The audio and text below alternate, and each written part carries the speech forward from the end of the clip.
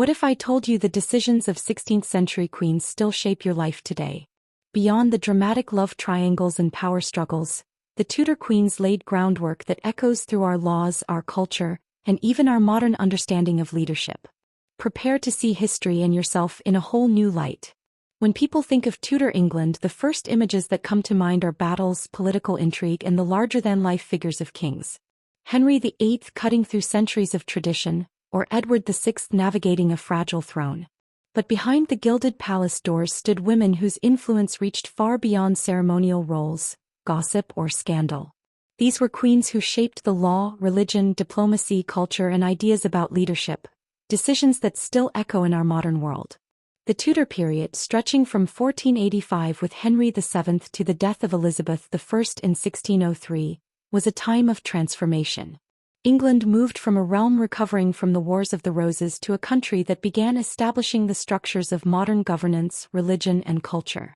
And while historians and popular media often highlight rivalries, and Boleyn versus Catherine of Aragon, or Mary versus Elizabeth, the true story of these queens is richer. Their enduring legacy is not in petty feuds but in the institutions, ideas, and social norms they shaped. This video will take you beyond the familiar courtly drama. We'll explore how Tudor queens influenced modern law, cultural identity, religion, diplomacy, education, governance, and even social expectations of female leadership. Each queen played a role, sometimes subtle, sometimes dramatic, in laying the foundations for rights, policies, and cultural shifts that we still feel today.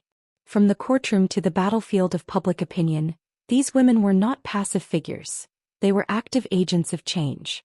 And to understand the world we live in, from legal systems to political strategy, and even our cultural imagination, we must see them as more than historical footnotes.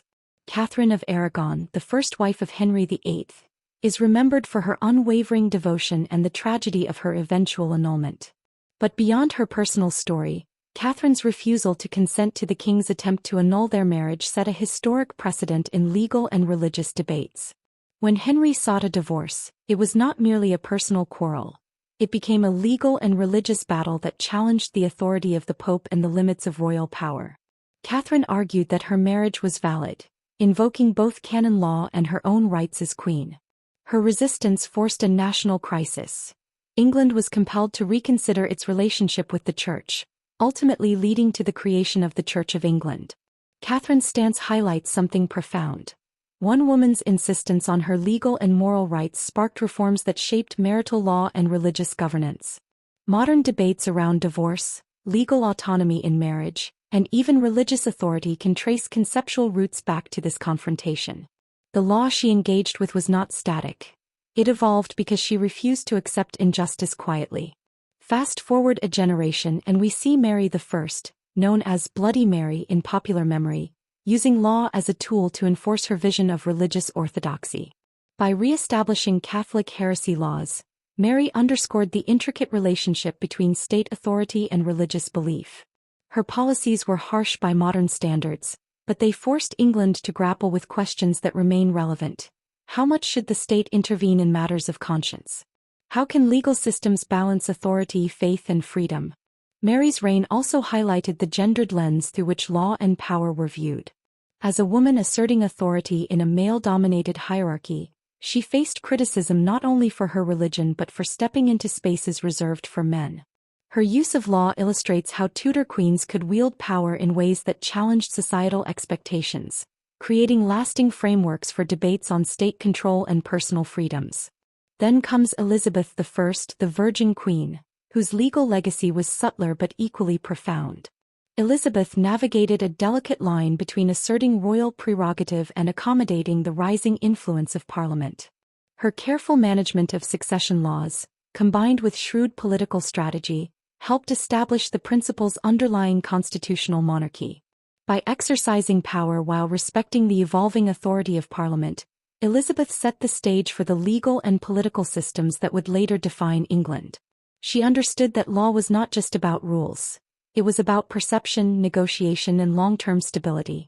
Modern constitutional thought, from parliamentary procedure to debates over executive authority, reflects lessons learned from Elizabeth's reign. The influence of Tudor queens did not stop with law. Their choices also shaped culture, from fashion to literature, from public image to the very identity of England itself. Just as their legal actions set precedents for centuries, their cultural decisions helped define ideals of leadership, image, and national identity.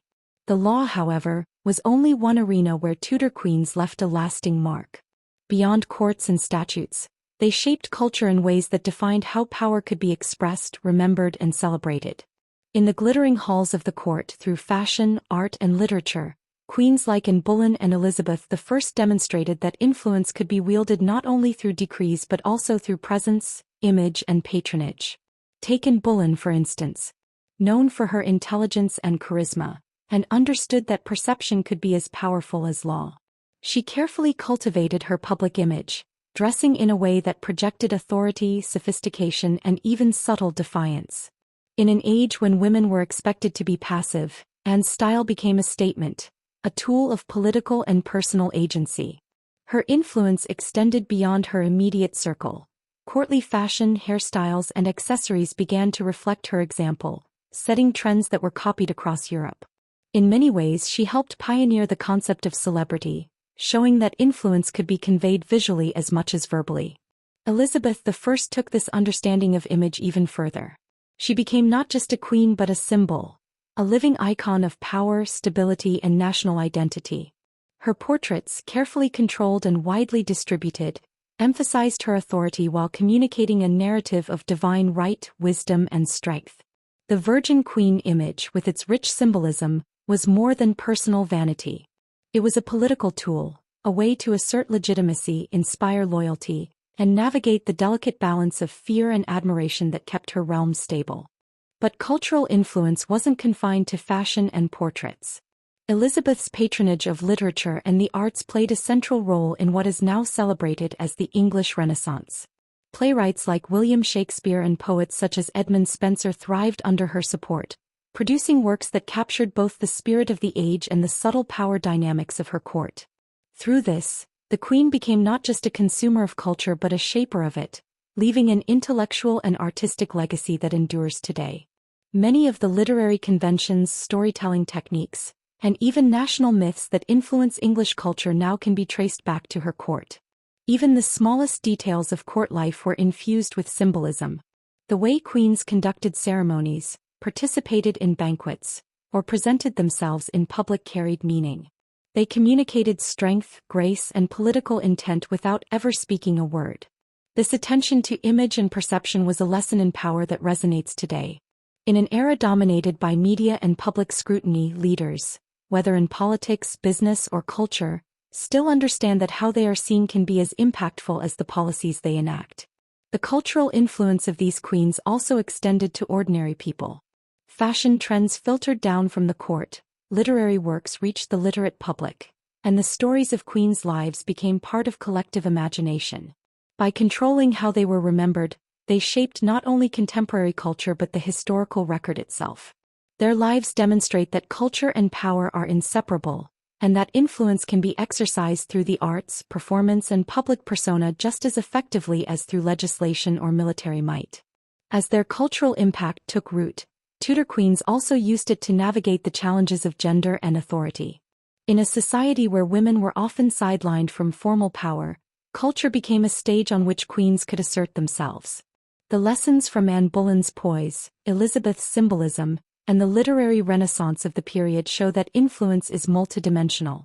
Power was not only about the throne, it was about shaping perception, inspiring loyalty, and embedding one's vision in the minds of subjects and allies alike. And yet, their cultural contributions were never isolated from the broader currents of Tudor society. The way they dressed, spoke, patronized artists, and crafted their image was intertwined with politics, religion, and diplomacy.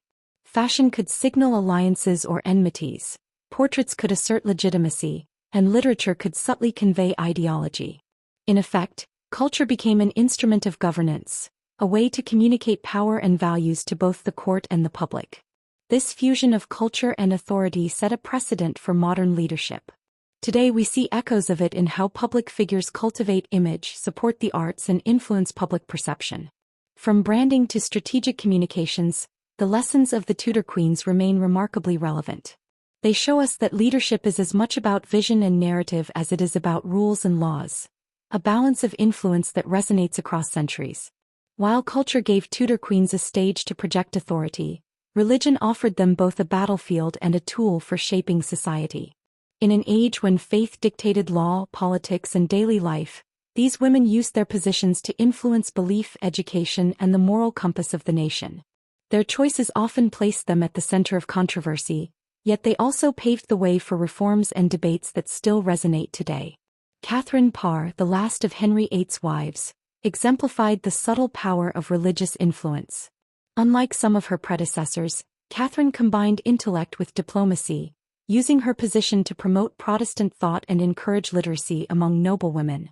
She was the first English queen to publish books under her own name, advocating for spiritual reflection and education.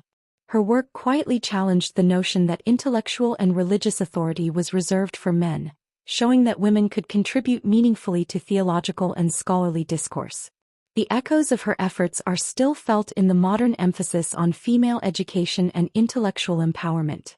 In contrast, Mary I wielded religion in a more forceful and visible way. Known for her rigorous enforcement of Catholic orthodoxy, she reinstated heresy laws and sought to reverse the Protestant reforms of her father and brother. Her actions sparked fear and controversy, earning her a reputation that would endure for centuries. Yet beneath the surface, Mary's reign highlighted an important truth: the intersection of gender and power in governance. As a woman asserting authority in a male-dominated society, every decision she made, especially one as contentious as religious enforcement, was scrutinized far more harshly than that of a king. Her reign forced the nation to consider not only the limits of state power but also the capacity of women to govern with conviction, even in the most polarizing arenas. Then came Elizabeth I, whose approach to religion was nothing if not masterful. She inherited a kingdom divided by faith, with Protestant reformers eager for progress and Catholics resisting change. Rather than pursuing extremes, Elizabeth implemented a religious settlement that balanced personal belief, political necessity, and social stability. By enforcing Protestant doctrine while tolerating a measure of Catholic practice, she kept England from fracturing and created a model of compromise and pragmatism. Her policy demonstrated that leadership could combine principle with adaptability, a lesson that remains essential in modern governance, where leaders often navigate complex ideological landscapes. Religion for Tudor queens was never just about personal faith. It was inseparable from politics, law, and gender. Each choice had ramifications that extended far beyond the palace walls. Catherine Parr's advocacy for education and spiritual reflection shaped the intellectual climate. Mary I's strict enforcement tested the limits of state authority, and Elizabeth I's compromise created a blueprint for national unity. Together, these queens show how women in power could influence religion not merely as passive participants, but as architects of policy, societal norms, and cultural identity. Moreover, the way these queens exercised religious authority underscores a larger lesson about leadership and gender. In a world that questioned their legitimacy simply because they were women, Tudor queens learned to wield power in ways that were strategic, multifaceted, and enduring. They understood that influence could be expressed through both action and symbolism, through the written word as much as through ceremony and decree. Modern debates about gender and leadership, whether in politics, business, or social movements, continue to reflect challenges that these women faced centuries ago. Religion, culture, and law were all interconnected in the lives of Tudor queens, but so too was diplomacy. These women understood that the strength of their realm depended not just on internal governance but also on relationships beyond England's shores. Marriages, alliances, and careful negotiation allowed them to project influence internationally, shaping European politics in ways that continue to be studied today. Their understanding of soft power, strategic marriage, and international image demonstrates that authority extends far beyond titles and armies. It can be cultivated through intelligence, foresight, and careful management of perception. Even within the constraints of their time, Tudor queens found ways to leave a lasting imprint. They transformed the expectations of what a female ruler could accomplish, proving that influence is not measured solely in battles won or laws passed, but in ideas shaped, culture enriched, and societies subtly steered toward new paths. By navigating religion with skill, intellect, and resolve, These queens laid the foundations for debates about faith, governance, and gender that continue to shape the modern world. While religion shaped the moral and political landscape of England, Tudor queens also understood that true power extended beyond their borders. Diplomacy and international relations were arenas where subtlety, intelligence, and strategy mattered more than force.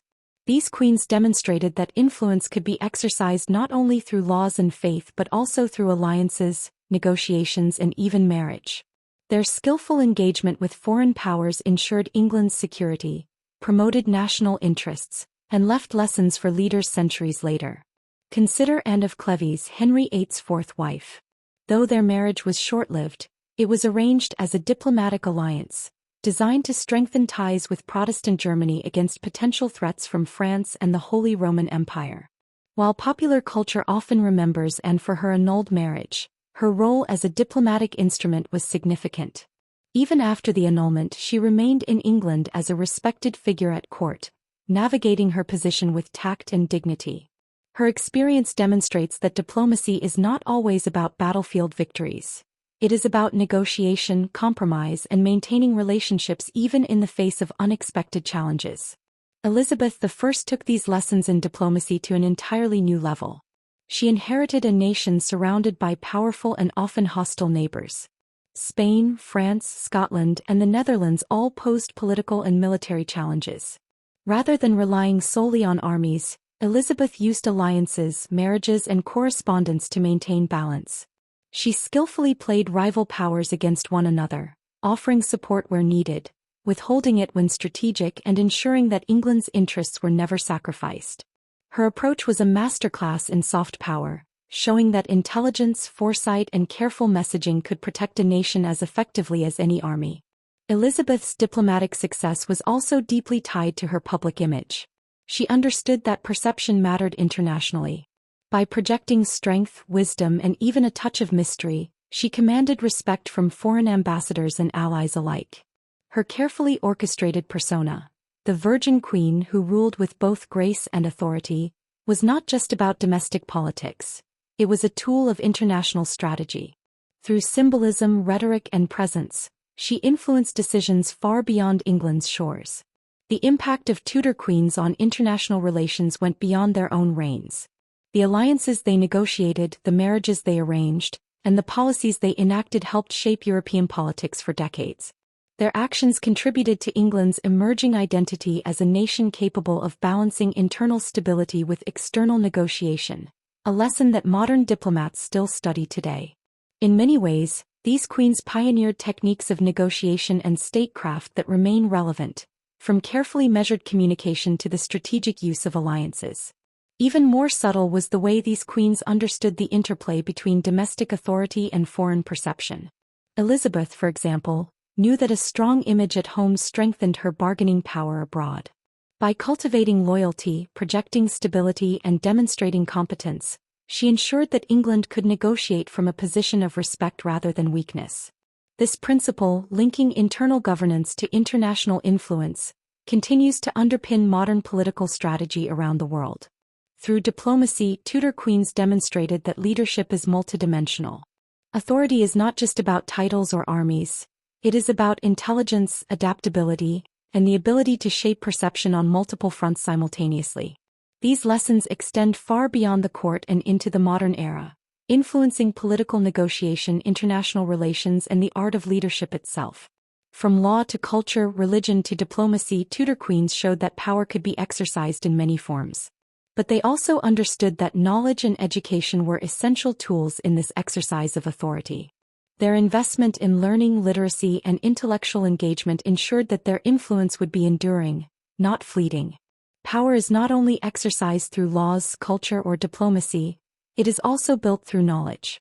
Tudor queens understood that education and intellectual engagement were essential tools for leadership, both to guide their own decisions and to shape the minds of those around them. Their influence in this arena extended beyond personal learning.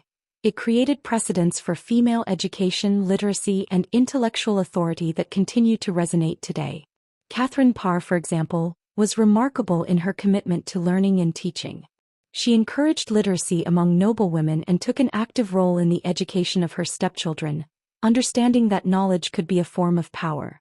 But she went further than private instruction. She became the first English queen to publish books under her own name. Through her writings she engaged with religious thought, philosophy, and moral guidance, showing that women could participate in intellectual discourse at the highest levels.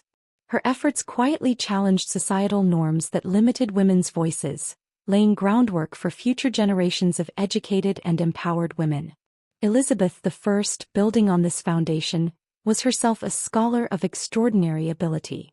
Fluent in multiple languages, well-versed in history, philosophy, and theology, Elizabeth's intellect was a central part of her authority. Her personal scholarship not only informed her decisions but also set an example for her court and subjects, demonstrating that intelligence was a form of legitimacy. Elizabeth understood that knowledge could strengthen leadership, reinforce credibility, and enhance diplomacy. The education she championed and the standards she set contributed to a cultural expectation that rulers, and women in positions of influence, should be intellectually capable. The impact of Tudor queens on education and literacy was not confined to the court. By promoting learning among women and encouraging intellectual pursuits, they created ripples that reached far beyond the palace walls. Their example contributed to a gradual shift in societal expectations, showing that women could be both knowledgeable and powerful. In modern terms, they helped lay the conceptual groundwork for gender equality in education and the recognition of women's intellectual contributions. This investment in learning also reinforced their other forms of influence.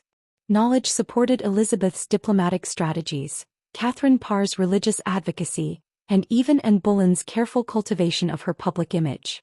Intellectual authority became intertwined with political and cultural authority, demonstrating that power is most effective when it is multidimensional.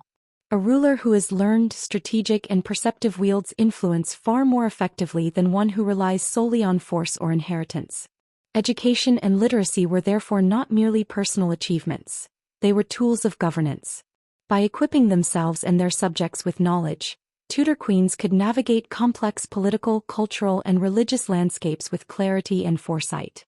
This connection between learning and leadership continues to resonate in modern discussions about governance, gender equality, and the role of education in empowering individuals and shaping society. In essence, the Tudor queens showed that influence is built on understanding. Knowledge was a form of currency, allowing them to negotiate power, inspire loyalty, and leave a legacy that extended beyond their lifetimes. By valuing education and promoting intellectual engagement, they ensured that their impact would endure in ways far more lasting than personal glory or temporary political victories. And while education strengthened their authority, it was closely tied to one of the most critical aspects of Tudor queenship: succession and governance. Producing heirs, managing court factions, and exercising political strategy were all intertwined with the knowledge, foresight, and intelligence these women cultivated. Their ability to govern effectively rested not only on power inherited or imposed but also on wisdom earned through learning and experience. Knowledge and education gave Tudor queens the tools to navigate the complex and often dangerous world of governance. But these tools were only effective when paired with strategic decision-making, careful management of court factions, and foresight in securing the future of the dynasty. Succession in particular was a critical concern. In a period when the stability of the realm depended on clear heirs, queens were not passive bystanders. They were active participants in shaping the political landscape. Jane Seymour, Henry VIII's third wife, played a pivotal role in securing the Tudor line.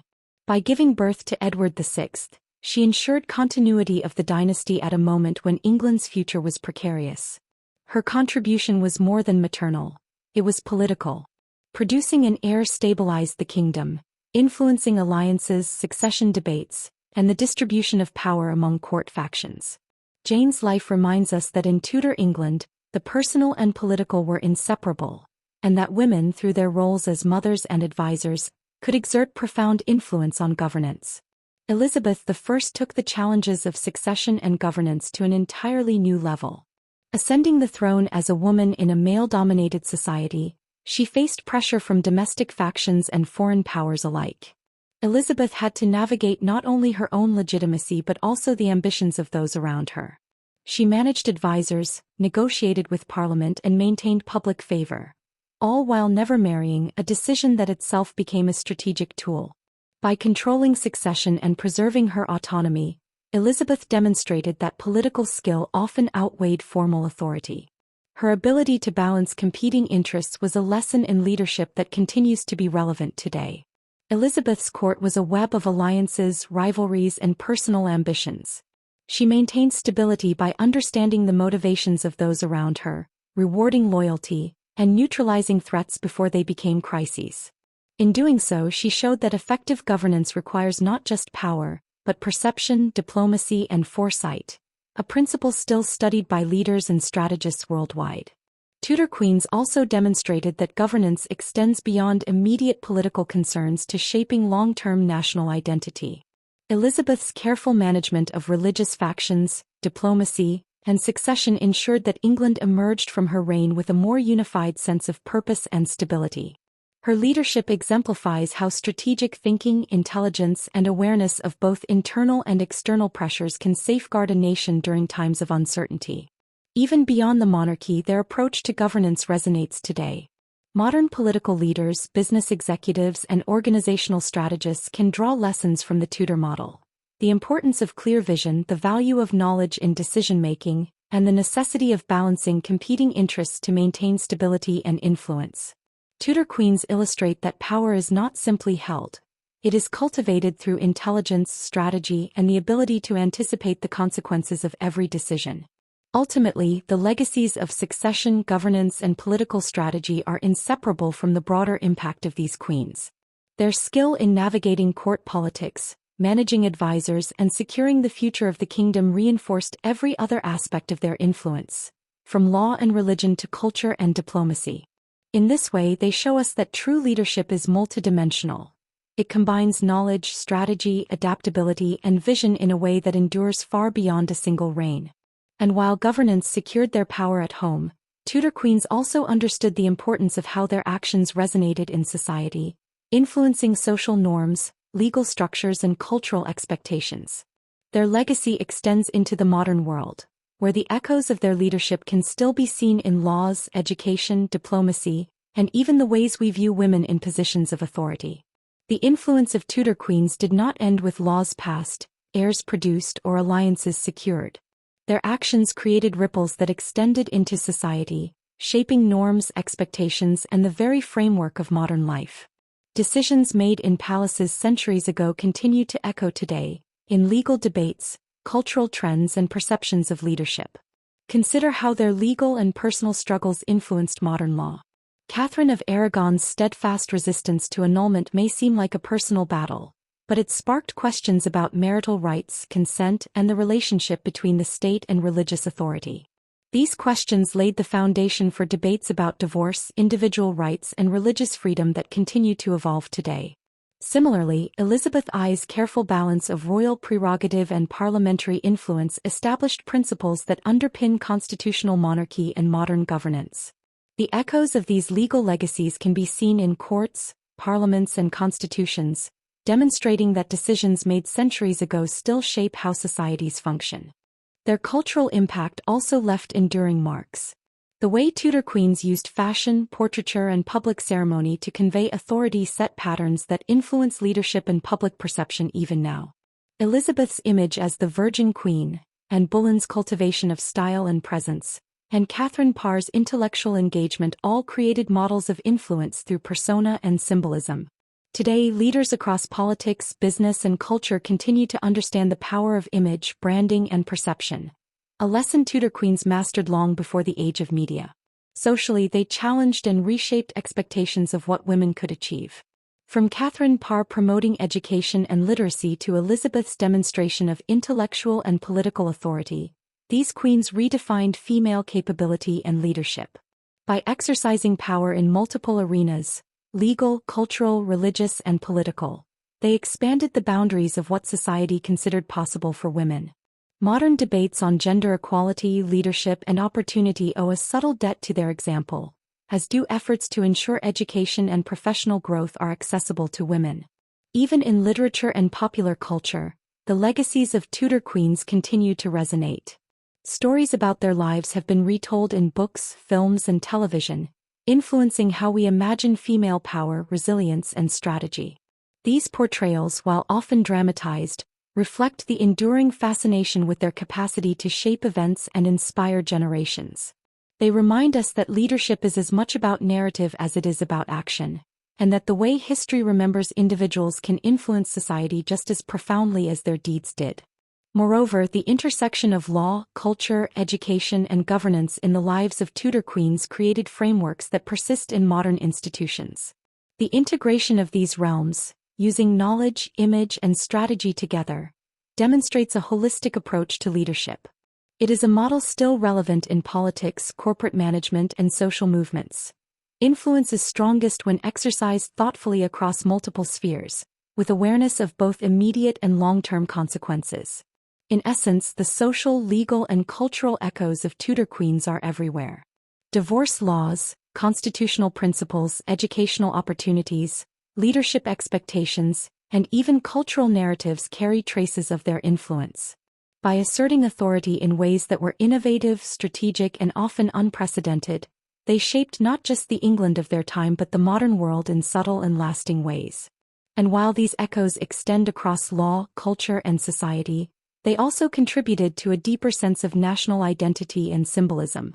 Tudor queens understood the power of image and ceremony not only to assert authority but also to foster unity and pride among their subjects. Their actions in this arena provide another layer of enduring impact, one that bridges history and the present, personal leadership and collective identity. Beyond law, culture, and social influence, Tudor queens understood the power of symbolism, how presence, ceremony, and image could shape not just perceptions of authority, but the very identity of a nation. Elizabeth I, in particular, mastered this art. Her carefully crafted image as the Virgin Queen was not just a personal statement. It became a national symbol, a way to unite England under a shared sense of pride, stability, and purpose. Elizabeth's portraits, public appearances, and elaborate court ceremonies were deliberate acts of storytelling. Through them, she communicated authority, wisdom, and divine favor, reinforcing the legitimacy of her reign. Every detail, from clothing and jewels to gestures and inscriptions, was chosen to project strength and continuity. These symbolic acts helped consolidate loyalty among her subjects and signaled to foreign powers that England was both stable and sovereign. But Elizabeth was not alone in using symbolism to shape identity. Catherine of Aragon's steadfast dignity, Mary I's assertion of religious authority, and Anne Boleyn's careful cultivation of public image each contributed to the ways in which queenship itself was perceived. Through their actions, these women defined what it meant to rule, creating templates for authority that were simultaneously personal, political, and cultural. Their symbolism was a language that communicated power, intention, and legitimacy across the court and the wider population. This use of symbolism has lasting relevance. Modern leadership, whether in politics, business, or culture, relies on narrative, ceremony, and image to inspire trust, convey values, and unify communities. Tudor queens were early masters of this principle, showing that perception and reality are intertwined, and that how leaders present themselves can be as powerful as the policies they enact. Their symbolic influence also extended into national identity. By embodying ideals of virtue, strength, and wisdom, Tudor queens became living representations of England itself. Elizabeth's reign in particular helped define a sense of Englishness, an identity tied to resilience, cultural flourishing, and independence. These narratives persist today in how England views its history, its monarchy, and its cultural heritage. Monarchs are not just political figures. They are symbols of continuity, stability, and national values, a concept shaped significantly by the example set during the Tudor era. Even in ceremonial practices, the influence of these queens endures. State rituals, coronations, and public pageantry continue to draw from traditions established under Tudor queenship. The way the monarchy projects authority and connects with the public, balancing grandeur with accessibility, can trace conceptual roots to the lessons learned in Tudor England. In this sense, the legacy of Tudor queens is both tangible and intangible. It is seen in the structures of law, the evolution of education, and the shaping of diplomacy, but it is also felt in the collective imagination. The stories we tell, the ideals we aspire to, and the ways we understand leadership and national identity. By mastering symbolism, they ensured that their impact would not fade with time. They created a blueprint for enduring influence, showing that authority is reinforced as much by perception, ritual, and culture as by legislation or conquest. Ultimately, the lives of these queens remind us that power is multifaceted. It encompasses action, intellect, image, and symbolism, all working together to create lasting change. Their reigns teach that influence is not measured solely by immediate accomplishments but by the enduring effect on society, culture, and institutions. The lessons they left behind, about leadership, strategy, and identity, continue to resonate in the modern world, shaping not only our understanding of history but also the principles by which contemporary leaders govern. Looking back on the lives of Tudor queens, it's clear that their influence extended far beyond the palace walls and the intrigue of court life. Catherine of Aragon's legal battles, Mary I's religious reforms, Elizabeth I's mastery of diplomacy and governance. They were not just women navigating a male-dominated world. They were architects of change, shaping the laws, culture, education, and identity of England in ways that continue to resonate today. Their legacy is multidimensional. Through law, they helped establish precedents that inform modern marital rights and constitutional frameworks. Through culture and symbolism, they demonstrated the enduring power of image, ceremony, and narrative in leadership. Through religion and diplomacy, they navigated crises with intelligence, foresight, and strategy. Through education and intellectual engagement, they expanded the boundaries of what women could achieve, laying the groundwork for generations of female leadership. Tudor queens also showed that influence is rarely isolated. Every decision, whether about fashion, marriage, policy, or ceremony, had ripple effects across society and time. They understood that authority could be expressed through multiple channels simultaneously, through action, knowledge, symbolism, and presence. This holistic approach to power is as relevant today as it was then, providing lessons for leaders across every sphere of life. Perhaps most importantly, Tudor queens reshaped perceptions of women in positions of authority. They proved that women could be decisive, intelligent, strategic, and enduring leaders. They showed that leadership is not defined solely by force or inheritance, but by the ability to think, influence, and inspire.